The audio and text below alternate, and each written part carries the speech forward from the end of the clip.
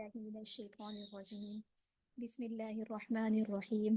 رب اشرح لي صدري ويسر لي أمري واحلل عقدة من لساني يفقه قولي. رب زدني علما. رب زدني علما. رب زدني علما آمین. السلام علیکم ورحمۃ اللہ وبرکاتہ. انشاءاللہ امید ہے عزیز طالبات سامعات خیر و عافیت سے ہوں گی، اور آج انشاءاللہ ہمارا 8ویں ہفتے کا آخری دن ہے یہ، اور اس کے ساتھ ہی ہمارے کورس کا جو تقریباً 10 ہفتوں پر مشتمل ہے، یہ 8واں ہفتہ انشاءاللہ مکمل ہمارا ہوتا ہے۔ اس کے ساتھ ہی آپ کے ساتھ اسکرین شیئر کی جاتی ہے، اور امید کی جا رہی ہے کہ آپ لوگ اپنے اسباق کو، اپنے صورتوں کو اپنی نمازوں میں یقیناً ریوائز کر رہے ہوں گے، جس سے انشاءاللہ آپ کو استفادہ بھی ہو رہا ہوگا۔ اور پچھلے ہفتے لفظ اللہ اور اللہم کے لام کے قواعد کے حوالے سے جو آپ تمام کی سوالات تھے، آپ کی پریکٹس تھی، اس کو سن کر، اس کو دیکھ کر آپ کے سوالات کو خوشی ہوئی بحمداللہ، اس سے آپ کو استفادہ ہو رہا ہے۔ اچھا، آپ کے سامنے یہ جدول دوبارہ شیئر کیا جا رہا ہے، جس میں آج ہم دیکھیں کہ آج ہماری جو کلاس ہے، چونکہ دہرائی کی جب ہماری کلاس ہوتی ہے تو مختصر ہوتی ہے، اس میں ہم اسی لفظ اللہ اور اللہم کے لام کے قواعد کے اعتبار سے ایک اور ویڈیو کو انشاءاللہ دیکھیں گے، اور جو دونوں تینوں صورتیں ہم نے حفظ کر لی ہیں، اور اس کے ساتھ ہی سابقہ صورتوں میں سے بھی جو حفظ آپ کو ٹائم ہے وہ تقریباً 1 گھنٹے 30 منٹ کا آپ کو ٹائم دیا جائے گا۔ اچھا، اس کے ساتھ ہی ہماری سورۃ الہمزہ کی تفسیر، جو کہ سابقہ کلاس میں ہم نے سورۃ سن لی تھی، لیکن ایک سے 2 دفعہ آپ کے لیے دوبارہ لگائی جائے گی، اور اس کی تفسیری جو اہم نکات ہیں اس کو بھی آج ہی کی کلاس میں انشاءاللہ آپ کے ساتھ بیان کیا جائے گا۔ اس کے ساتھ ہی آپ کے ساتھ ایک اور ویڈیو بھی یہاں شیئر کی جا رہی ہے، اور انشاءاللہ پوری کوشش بھی ہوگی کہ اس کا جو لنک ہے وہ بھی آپ کو گروپ میں پرووائڈ کر دیا جائے، تاکہ اس کو عزیز سامعات اس کو بھی سنیں، اور جو ہے اس میں لفظ اللہ اللہم کے قواعد کو بہت ہی اچھے طریقے سے جو ہے سمجھایا گیا، اور مجھے یہ ویڈیو اچھی لگی تو میں نے یہ سوچا کہ آپ کے ساتھ کلاس میں یہاں شیئر کریں، تاکہ آپ اس کو سنیں اور اس کے قواعد کے اندر جو مطلوب ہے آپ کی پختگی وہ مزید بہتر ہو سکے۔ اگرچہ یہ ریکارڈنگ بھی جو ہے عربی میں ہے، لیکن اب تک 2 کلاسز میں آپ نے اکثر چیزیں پڑھ لی ہیں، اور اس میں پریکٹس کا فوکس آپ نے اسی پہ رکھنا ہے، جو مثالیں آپ کو یہاں پر بتائی جا رہی ہیں اس کو پریکٹس کریں ساتھ ساتھ۔ تو یہ ریکارڈنگ آپ کے ساتھ لگائی جا رہی ہے، اس کو غور سے سنیں، اور پھر اس کے متعلق آپ کا جو بھی سوال ہو وہ آپ کر سکتی ہیں۔ جزاک اللہ خیر۔ إلا أنه في لفظ الجلالة الله يجوز فيها الوجهان التفخيم والترقيق، وكذا أيضا في رواية ورش عن نافع فإنها تفخم بشروط. وحديثنا في هذا الفيديو عن حكم اللام في لفظ الجلالة، متى تكون مفخمة ومتى تكون مرققة. لها حكمان. الأمثلة تقول والله بصير بما تعملون، والله فهنا بدأنا به مفخم، اللام مفخمة. وأيضا تقول لفظ مفخم اور کا آ رہا ہے مفخم، یعنی کہ پر کر کے پڑھنا۔ اب آپ لفظ اللہ کو دیکھ کر خود یہ بات دیکھیں کہ لفظ اللہ، لفظ جلالہ سے پہلے کون سی حرکت آ رہی ہے اور کس کے تحت اس کو جو ہے تفخیم اور ترقیق کر کے پڑھا جا رہا ہے۔ الله نور السماوات والأرض، الله أيضا اللام مفخمة. وأيضا تقول تالله إن كنا، تالله، فإذا بدأ به ولم يتصل بزائد حرف مكسور وجب التفخيم. الحالة الثانية إذا سبق بفتح، فتقول مثلا شهد الله أنه لا إله إلا هو، شهد الله، هنا مفخمة لأن اللام جاءت بعد فتح. وأيضا تقول ضرب الله مثلا، ضرب الله، أيضا هنا اللام سبقت بفتح. الحالة الثالثة إذا سبق بضم، تقول مثلا أتى أمر الله، اللام هنا سبقت ضم الراء، أمر الله. وتقول أيضا لا يكلف الله نفسا إلا وسعها، يكلف الله، اللام سبقت بضم. Hey, my English not so good. Do you mean my English isn't very good? Yes, I'm sorry. تقول قال إني عبد الله، فإذا سبقت اللام بضم تكون اللام في اسم الجلالة مفخمة. الحالة الرابعة إذا سبق بساكن مسبوق بفتح. ركز معي، إذا سبقت اللام في اسم الجلالة بساكن مسبوق بفتح، كما تقول لن نؤمن لك حتى نرى الله جهرة، نرى الله. اچھا، اب یہاں سے ابھی تک ہم فوکس کر رہے تھے لفظ اللہ سے قبل زبر زیر پیش آدھی کی. اب یہ اس کی الگ مثالیں بتا رہے، تو اس میں بھی آپ لفظ پہ غور کیجیے. نجد هنا أن اسم الجلالة سبق بساكن وهو الياء في كلمة نرى، وقبل الساكن فتح وهو الراء، نرى الله. وأيضا نقول سيؤتينا الله، سيؤتينا الله. نجد اسم الجلالة سبق بساكن وهو الألف وقبله فتح، سيؤتينا الله. وأيضا ہمارا اس طریقے سے قاعدہ ہے کہ اگر لفظ اللہ لفظ جلالہ کا جو ہے لام ساکن ہو اور اس سے پہلے بار لفظ فتحہ آ رہا ہے، تو اس لفظ جلالہ کو کس طریقے سے پڑھا جائے گا. تقول فسيرى الله عملكم، فسيرى الله. اللام في اسم الجلالة سبقت بساكن مسبوق بفتح. وأيضا تقول وعلى الله قصد السبيل، وعلى الله. نجد هنا أيضا اللام في اسم الجلالة سبقت بساكن وهو الألف المنقلبة عن ياء قبلها الفتح في اللام. الحالة الخامسة إذا سبق بساكن مسبوق بضم، إذا سبق بساكن مسبوق بضم. تقول مثلا قل ادعوا الله، ادعوا الله. نجد هنا اسم الجلالة اللام فيه سبقت بساكن وهو الواو قبلها ضم في العين.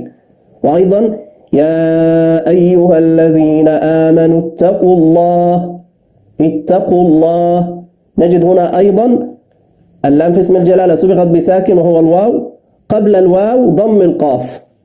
وأيضا كما تقول وإذ قالوا اللهم، قالوا اللهم. نجد اللام في اسم الجلالة اللهم سبقت بساكن وقبل الساكن أيضا ضم. هذه هي الحالات الخمسة التي تفخم فيها اللام من لفظ الجلالة.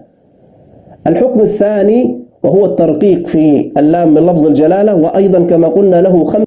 ابھی وہ حالتیں بتائی جا رہی تھیں جب لام کو جو ہے تفخیم کر کے یعنی کہ پر پڑھا جا رہا تھا. اب یہاں سے وہ بات بتایا جا رہا ہے جب لام لفظ جلالہ لفظ اللہم کو ترقیق یعنی کہ باریک کر کے پڑھا جائے. حالات. الحالة الأولى إذا عند البدء به إذا سبق بزائد حرف مكسور، عند البدء به بشرط أن يتصل بزائد حرف مكسور، كما تقول لله ما في السماوات وما في الأرض. انظر إلى اسم الجلالة هنا سبق بكسر وهو اللام، لام الجر هنا في لفظ الجلالة لله. وأيضا كما نقول وإذ قال لقمان لابنه وهو يعظه يا بني لا تشرك بالله. كلمة بالله نجد هنا أيضا اسم الجلالة سبق بزائد حرف مكسور وهو الباء، فهنا يكون اسم الجلالة عند البدء به اللام تكون مرققة، نبدأ به مرققا لأنه اتصل بزائد حرف مكسور.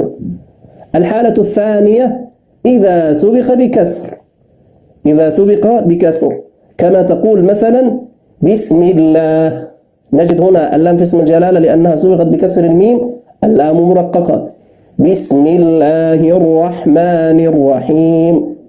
وأيضا كما تقول قل اللهم مالك الملك، أيضا اللام في اسم الجلالة سبقت بكسر اللام، قل اللهم. وتقول أيضا سبيل الله، أيضا نجد أن اللام سبقت بكسر قبلها. الحالة الثالثة إذا سبق بساكن مسبوق بكسر، إذا سبق بساكن مسبوق بكسر. تقول مثلا أفي الله شك فاطر السماوات والأرض، أفي الله. نجد هنا اللام في اسم الجلالة رققت لأنها سبقت بساكن وهو الياء مسبوق بكسر وهو الفاء، أفي الله.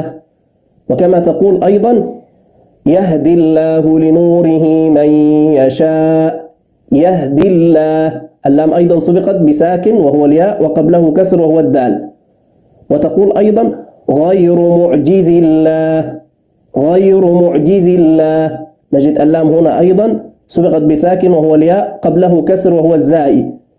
إذن إذا سبقت اللام بساكن مسبوق بكسر تكون مرققة. الحالة الرابعة إذا سبق بتنوين، إذا سبق بتنوين سواء كان هذا التنوين فتحا أو كسرا أو ضما. بجميع الحركات. تقول مثلا قل هو الله أحد الله أحد الله. وفي سورة الرعد ولكل قوم هاد. ترقیق یعنی کہ باریک پڑھنے کی ایک اور صورت بتائی جا رہی ہے کہ لفظ اللہ سے قبل اگر تنوین بھی آ جائے دو پیش تو وہاں بھی لفظ اللہ کو کس طریقے سے پڑھا جائے گا. بعدها الله يعلم ما تحمل، فإذا وصلنا نقول ولكل قوم هاد الله يعلم. پر ہادین اللہ یہ نون قطنی کا قاعدہ ہے. انشاءاللہ اگر ہمیں چانس ملا تو ہم اپنی آخری کلاسز میں ان چھوٹے قواعد کو بھی ضرور دیکھیں گے، ورنہ قواعد چونکہ ابھی جو بیسک ہمارے قواعد تھے ہم نے اس کو دیکھا. یہ نون قطنی کے قاعدے، امالہ کی را کے قاعدے، تو یہ بھی قواعد ہوتے ہیں. تو یہاں پر جو مثالیں پڑھائی جا رہی ہے تو شاید آپ کو اس میں کنفیوز نہ ہو، تو میں نے کہا یہ بات یہاں پر آپ کے لیے کلیئر کر دی جائے. جزاک اللہ خیر. كل قوم هاد الله يعلم ما تحمل كل أنثى هاد الله هاد الله. وفي النصب نقول كما في سورة الطلاق قد أحسن الله له رزقا، بعدها الله الذي. فإذا وصلنا نقول قد أحسن الله له رزقا الله الذي. قد أحسن الله له رزقا الله رزقا الله رزقا الله. لماذا كانت اللام من اسم الجلالة بعد التنوين مرققة؟ نحن أخذنا في باب النون الساكنة والتنوين وقلنا أن التنوين هو عبارة عن نون ساكنة، نون ساكنة لكنها تثبت في اللفظ لا في الخط، فالتنوين هو نون ساكنة. واسم الجلالة اللام فيه لام تعريف أيضا ساكنة، التقى ساكنان، حرك الأول بالكسر على أصل القاعدة، صار الحرف الأول مكسور وهو نون التنوين، فكأن اسم الجلالة كان بعد كسر، كما تقول بسم الله هنا أيضا اللام أصبحت بعد كسر وهو كسر التنوين، لذلك كانت اللام في اسم الجلالة بعد التنوين مرققة. This is a photo of me my very first time I even entered Imperial College. كان التنوين سواء كان بالنصب أو بالخفض أو بالضم. لماذا كانت اللام من اسم الجلالة مرققة دائما بعد التنوين؟ نحن أخذنا في باب أحكام. یہاں تک جو اس کے قواعد تھے کچھ بیسک آپ کو دوبارہ لگا دی کیونکہ ہم شروع کلاس سے اس کو پڑھتے ہوئے آ ہی رہے ہیں. اب ماشاءاللہ آپ کی کافی مناسبت ہو بھی گئی ہے لفظ اللہ لفظ جلالہ کے قواعد کے ساتھ، اور یہ ویڈیو انشاءاللہ آپ کے ساتھ اس کا لنک شیئر کیا جائے گا، آپ اس کو تفصیلی طور پہ وہاں دیکھ سکتے ہیں، کیونکہ آج ہمارا فوکس ہمارے حفظ پر دہرائی پر زیادہ ہوگا اور سورۃ الہمزہ کی تفسیر بھی انشاءاللہ آج ہوگی. تو ابھی تک 3 کلاسز کے اندر جو آپ نے لفظ اللہم اور لفظ اللہ کے لام کے سے متعلق جو قواعد ہیں، اس سے متعلق اگر آپ کا کوئی سوال ہو تو آپ ضرور کریں. یہ چیزیں انشاءاللہ پریکٹس سے آتی ہیں، جتنی زیادہ آپ کی پریکٹس ہوگی جتنا زیادہ آپ کا فوکس ہوگا اور یہ چیزیں آپ کو اتنی ازبر یاد ہوگی. ایک دفعہ آپ کے لیے دو دفعہ آپ کے لیے سورۃ الہمزہ یہاں پر میں تلاوت لگا دیتی ہوں تاکہ آپ کا رب بن جائے. ترجمہ ماشاءاللہ آپ لوگ نے کر لیا تھا، لفظی بھی با محاورہ بھی، اور اس کے ساتھ ہی پھر انشاءاللہ اس کی تفسیر کے بعد پھر آپ لوگ اس کو یاد کرنا شروع کریں گے. ويل لكل همزة لمزة الذي جمع مالا وعدده يحسب أن ماله أخلده كلا لينبذن في الحطمة وما أدراك ما الحطمة نار الله الموقدة التي تطلع على الأفئدة إنها عليهم مؤصدة في عمد ممددة. ويل لكل همزة لمزة الذي جمع مالا وعدده يحسب أن ماله أخلده كلا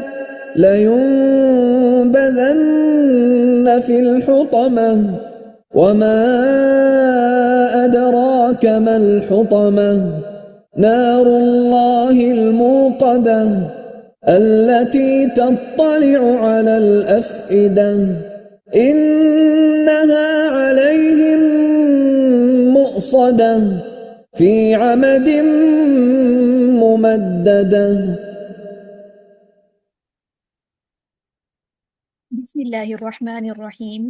اسی کے ساتھ ہی ہم اس صورت کو اگر ایک پہلے خلاصتاً دیکھیں، سورۃ الہمزہ، تو سورۃ الہمزہ کا جو زمان نزول ہے وہ جو ہے قیام مکہ کے دوسرے دور کے اندر، یعنی کہ 5 تا 4 نبوی کے آغاز میں نازل ہوئی تھی، جب امیہ بن خلف جیسی قریشی قیادات کی اخلاقی اور معاشی رویے زیر بحث تھے، جس کا بنیادی سبب آخرت کی فراموشی تھا۔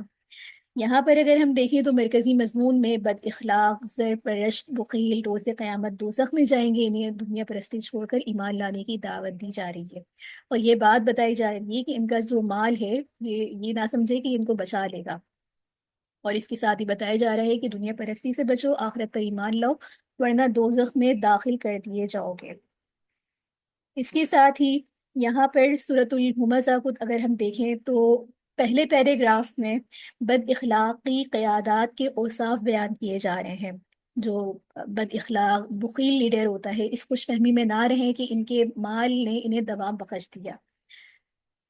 یہاں پر اس پوری صورت میں اگر ان 5 آیات کو دیکھیں، جس میں پہلے تو یہ بتایا جا رہا ہے وَيْلٌ لِّكُلِّ هُمَزَةٍ لُمَزَةٍ، کہ تباہی ہے ہر اس شخص کے لیے جو منہ در منہ لوگوں پر تان اور پیٹھ پیچھے برائیاں کرنے کا خوگر یعنی کہ ماہر ہو۔ ہلاکت ہو الذی جمع مالہ وعددہ، جس نے مال جمع کیا اور اسے گن گن کے رکھا۔ یحسب ان مالہ اخلدہ، وہ سمجھتا ہے کہ اس کا مال ہمیشہ اس کے پاس رہے گا۔ کلا لینبذن فی الحطمہ، ہرگز نہیں، وہ شخص تو چکنا چور کر دینے والی جگہ پھینک دیا جائے گا۔ اور آگے بتایا جا رہا ہے کہ وما ادراک ما الحطمہ، اور تم کیا جانو کہ وہ چکنا چور کر دینے والی جگہ۔ تو یہاں پر ان 5 آیات کو اگر ہم دیکھیں تو آخرت فراموشی کے سبب انسان کے اندر جو 2 قسم کی اخلاقی عیب پیدا ہوتے ہیں ان کا تذکرہ ہے۔ ابھی ہم اس کا خلاصہ کریں، تفصیلی طور پر آتے ہیں۔ تو پہلے تو اس میں یہ بات ہے کہ پہلا اخلاقی عیب کیا اس کے اندر پیدا ہوتا ہے کہ وہ اپنا آپ کو کوئی بہت ہی بڑی چیز سمجھنے لگتا ہے، دوسروں کو حقیر سمجھتا ہے، نہ صرف زبان سے بلکہ اپنی حرکات سکنات سے، اپنے جو ہے اپنی باتوں سے ان پہ لان تان کرنے لگتا ہے۔ اور دوسری اخلاقی برائی کیا آتی ہے کہ مال کی شدید محبت میں گرفتار ہو جاتا ہے، بخیل بن جاتا ہے، اور مال کو گن گن کر سید سید کر جمع کرتا ہے۔ تو لہٰذا یہاں پر بتایا جا رہا ہے کہ الذی جمع مالہ وعددہ یحسب ان مالہ اخلدہ۔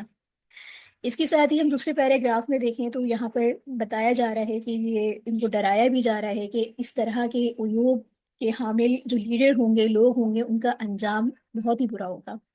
تو حطمہ میں جھونک دیا جائے گا کہ وہ دوزخ میں جلے گا۔ دوزخ ایک ایسی جگہ ہے جہاں سے کوئی باہر نہیں نکل سکے گا، اس کے ستون بہت ہی بلند ہوں گے۔ دنیا کی جیلوں کے برعکس وہاں کوئی شخص دوزخ سے فرار نہیں ہو سکتا، کیونکہ اس پر جو ہے سخت کیر فرشتے مقرر ہوں گے جو کہ اس کو مکمل طور پہ ایک سیل کر کے رکھے ہوں گے۔ تو یہاں پر یہ جو ورڈ استعمال ہوئے ہیں یہ بہت ہی زیادہ ایک سخت الفاظ ہیں، اور اس میں دیکھا جائے اس صورت کے اندر اس کی شان نزول کے بارے میں بعض روایت میں بات آتی ہے کہ کفار کے جو بعض کفار مکہ تھے، جیسے اخنس بن شریق، امیہ بن خلف، ولید بن مغیرہ، تو ان میں سے ہر ایک شخص جو ہے اپنی مجلس میں آپ صلی اللہ علیہ وآلہ وسلم اور مومنین کی بدگوئی کیا کرتے تھے، طعنہ دیتے تھے، عیب نکالتے تھے۔ تو یہ صورت ان کو متنبہ کرنے کے لیے نازل ہوئی۔ تو اس صورت میں اگر دیکھا جائے اور اس کو لکھ لیا جائے کہ یہ 3 بیماریاں ہیں جو انسانوں کے اندر آ جاتی ہیں، ان کی نشاندہی کی گئی ہے۔ پہلی بیماری کیا ہے کہ پشت پر کسی کے عیب بیان کرنا، اسے غیبت کہتے ہیں، اور غیبت بدترین گناہ ہے۔ قرآن کریم کی متعدد آیات میں اور صحیح احادیث میں اس میں بہت ہی سخت روایات ہیں۔ قرآن کریم نے اس کو فرمایا کہ اپنے مردہ بھائی کے گوشت کھانے سے تعبیر کیا۔ اور دوسری بیماری کیا ہے کہ کسی کو اس کے سامنے اس کے حسب، نسب، دین، مذہب، شکل، صورت کا طعنہ دینا، اس کا مذاق اڑانا، یہ منافقین کی عادت تھی، اور وہ غریب مسلمانوں کا مذاق اڑایا کرتے تھے، جو ہی یہود نصارہ دین حق کا مذاق اڑایا کرتے تھے۔ اور جیسی بات حدیث میں بھی ہے کہ مومن نہ طعنہ مارنے والا ہوتا ہے، نہ لعنت کرنے والا ہوتا ہے، نہ فحش بکنے والا ہوتا ہے، نہ بے حیائی کرنے والا ہوتا ہے۔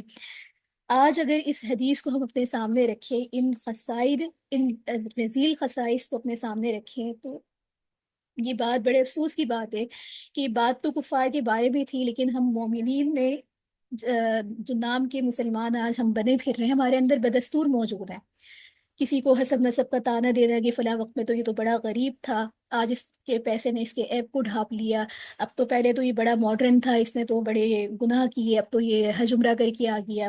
اور اسی طریقے سے یہ اخلاقی برائیاں صرف ایک مسلمان کی دوسرے خاندان پہ نہیں ہیں، بلکہ اگر دیکھا جائے جو ہمارے معاشرتی اعتبار سے بات کریں تو یہ بات بھی دیکھنے میں آتی ہے کہ یہاں تک کہ ایک شوہر ایک بیوی بھی اس طرح کے تان و تشنی کے اندر بڑھ چڑھ کے حصہ لے رہی ہوتی ہے، اور اس بات کا مشاہدہ ہم ہر روز کئی مثالوں کے ساتھ اپنے گھروں میں دیکھ رہے ہوتے ہیں، کئی بیٹیوں کے گھروں میں یہ بات دیکھ رہے ہوتے ہیں، کئی اخلاقی برائیاں یہ ہمارے مردوں کے اندر، عورتوں کے اندر بدستور پائی جاتی ہیں۔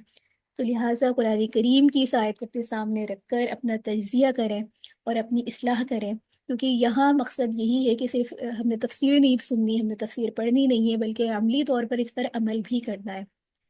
اچھا، تیسری بیماری جس کا یہاں پر ذکر ہے وہ ہے حب دنیا، جس میں مبتلا ہو کر انسان سے کیا بھول ہوتی ہے کہ حقوق اللہ کو بھول جاتا ہے اور حقوق العباد کو بھی بھول جاتا ہے، اور اس کے دل میں اللہ اور اس کے رسول کی محبت کے لیے کوئی جگہ ہی نہیں رہتی، کیونکہ اس کا مقصد صرف یہ ہوتا ہے کہ پرپس اس کا دنیا ہوتا ہے، دنیا کے کام ہوتے ہیں، دنیا کے اندر ہر وقت لگے رہنا ہوتا ہے۔ آخرت کے اعتبار سے اس نے کیا تیاری کرنی ہے، اس کا مشن، اس کا پرپس کیا تھا، وہ اس کو بھول جاتا ہے۔ تو اس پوری صورت کا ایک مرکزی مضمون دیکھیں تو وہ یہاں پر ہمیں یہ بات ملتی ہے۔ اور یہاں پر جو ایک لفظ استعمال ہوا، خود قوما، تو پہلا تو یہاں پر یہ فرمایا جا رہا ہے کہ وہ یہ خیال کرتا ہے کہ اس نے اس کے مال نے اسے لفانی بالکل بنا دیا ہے اور وہ دنیا میں ہمیشہ رہے گا۔ تو بتایا جا رہا ہے کہ ہرگز نہیں، یقیناً وہ خود قوما میں پھینک دیا جائے گا، مال جمع کرنے والے اور اسے شمار کرنے والے کو خود قوما میں پھینک دیا جائے گا۔ اور کہا جاتا ہے کہ یہ جہنم کا ایک طبقہ ہے، اس لیے اسے خطمہ اس لیے کہا جاتا ہے کہ جو کچھ پھینکا جائے گا اسے وہ چور چور کر دے گا۔ اور پھر آگے خود ہی اس بات کو فرمایا جا رہا ہے کہ تم کیا جانو خود قومہ کیا ہے، وہ اللہ کی بھڑکائی ہوئی آگے جو دلوں تک پہنچے گی۔ ثابت بنانی رحمت اللہ فرماتے ہیں کہ یہ آگ ان کے دلوں تک کو جلا دے گی، حالانکہ وہ زندہ ہوں گے، پھر فرماتے ہیں کہ یہ عذاب یہاں تک پہنچ جائے گا کہ پھر رونے میں مشغول ہو جائیں گے۔ محمد بن کعب قرظی رحمۃ اللہ فرماتے ہیں کہ یہ آگ ان کے جسم کو کھاتی ہوئی ان کے دل کے قریب پہنچے گی اور واپس جسم میں لوٹ آئے گی۔ یعنی کہ یہ الفاظ اتنے کوئی عام الفاظ نہیں ہے، اگر آپ اس کی تفسیر تشریح پڑھیں تو یہ انسان کو ہلا کر رکھ دیں۔ اور اس کے ساتھ بعد میں فرمایا جا رہا ہے کہ بے شک وہ آگ ان پر بند کر دی جائے گی، یعنی کہ عذاب کی کیفیت دیکھیں کہ وہ آگ یا تو پہلے تو وہ اتنی زیادہ تیز ہوگی کہ ان کو زندہ ہونے کے باوجود ان کے دل تک اس کی جلن محسوس ہوگی، اور اس کے بعد وہ آگ سے نہ نکلنے کی صورت بتائی جا رہی ہے کہ ان پر بند کر دی جائے گی، اس کے شعلے لمبے لمبے ستونوں کی صورت میں ہوں گے، جیسے کہ سورۃ البلد میں بھی اس بات کا تذکرہ گزرا ہے۔ اور نبی کریم صلی اللہ علیہ وآلہ وسلم سے بھی یہ بات مروی ہے کہ آگ کو ان پر بند کر دیا جائے گا۔ اور ایک روایت میں، کچھ روایات میں یہ بھی تفسیر آتی ہے کہ لوہے کے صندوق میں بند ہوگی۔ اور بعض روایت میں یہ بات بھی آتی ہے جس میں حضرت عبداللہ بن مسعود حضرت ابن عباس رضی اللہ تعالیٰ عنہ فرماتے ہیں کہ جہنم کے دروازے ان پر بند ہوں گے۔ حضرت عبداللہ بن عباس رضی اللہ تعالیٰ عنہ سے اسی بارے میں مروی ہے کہ ان کے گلوں کے اندر زنجیر ڈال کر لمبے لمبے ستونوں میں داخل کر دیا جائے گا، اور ستونوں کے ساتھ جہنم کے دروازوں کو بند کر دیا جائے گا۔ یعنی کہ پہلے تو سختی دیکھی، اور سختی بھی ایسی کہ خوف اس قدر وہ ہیبت ناک منظر ہوگا کہ نکلنے کا کوئی راستہ ہی نہیں ہوگا۔ تو یہاں پر اس بات کی جو ہے تاکیدی طور پہ یہ الفاظ آئے ہیں۔ اس کے ساتھ ہی یہاں پر دیگر اس کی تفسیر بھی ہے، تشریح بھی ہے۔ تو یہاں پر جو تین بڑے گناہوں کے لیے جو لفظ استعمال ہوئے ہیں، ہمس، لمس اور جمع مال، ان کے مطلب آپ کو پتہ چل گئے، اور ان کے عیوب اور ان کی جو خصائص سے انسان کی دین اور دنیا دونوں تباہ ہو جاتی ہیں، اس پر بھی ہم نے بات کر لی ہے۔ لہٰذا اب اس میں ضرورت اس بات کی ہے کہ انسان ان خصائص سے، ان خصلتوں سے اپنے آپ کو بچائے، کیونکہ اس پر جس طریقے سے قرآن کریم کی وعید آئی ہے اور اس کی محبت میں اس قدر مشغول ہو جانا کہ وہ انسان اپنے آپ کو بالکل بھول جائے، اخلاقیات کو بالکل بھول جائے، یہ بہت ہی جو ہے بد نصیبی کی بات ہے۔ اللہ رب العزت ہم سب کو اس بات سے محفوظ و معمون فرمائے۔ اس کے ساتھ ہی جو اس کے تفصیلی اہم نکات تھے وہ یہاں پر پورے ہوتے ہیں۔ اب آپ کا حفظ کا وقت شروع ہوتا ہے، اور تقریباً 45 منٹ سے زیادہ یعنی کہ 1 گھنٹہ 30 منٹ آج آپ کو ملیں گے۔ آپ اپنی اس صورت کو بھی یاد کریں، اور جو ہے دیگر صورتوں کا بھی آج آپ ریوائز کریں۔ جو صورت آپ لوگ سنانا چاہیں اس کے لیے آپ کے لیے بھی گروپ اوپن ہے، ریکارڈنگ روک دی جاتی ہے تاکہ آپ لوگ بلا جھجک اپنے سوالات یہاں پر کر سکیں۔ جزاک اللہ خیر۔ ماشاء اللہ، اللہ تعالیٰ آپ لوگ کی محنتوں کو قبول کرے، اور بہت اچھا لگا کہ آپ ان چھوٹی صورتوں کے ساتھ آپ بڑی صورتوں کو بھی ماشاء اللہ بہت ہی امپروومنٹ ہے پہلی کلاس سے اب تک، اور 8واں ہفتہ ہمارا بخیر و عافیت تمام ہوا۔ اپنی دعاؤں میں دی ریوائول کی پوری ٹیم کو یاد رکھیے، اور اللہ رب العزت سے دعا ہے کہ یہ علم ہمارے لیے نافع بن جائے، اور تفاخر سے اللہ پاک ہمیں محفوظ و معمون فرمائے۔ سبحانك اللهم وبحمدك نشهد أن لا إله إلا أنت نستغفرك وأتوب إليك آمين۔ السلام علیکم ورحمۃ اللہ وبرکاتہ۔